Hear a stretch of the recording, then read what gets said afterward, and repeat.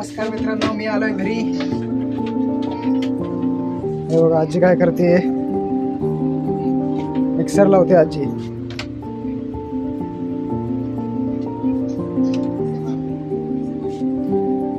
आजी शेंगदाण्याची चटणी करणार आहे. चला तोपर्यंत आपण केळी खाऊयात. पिढी हा सुडी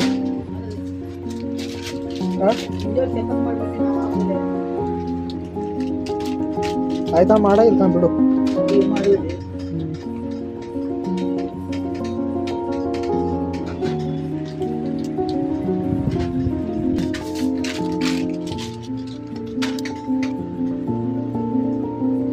केळी खाण्यामध्ये मजाच वेगळी आहे मित्रांनो.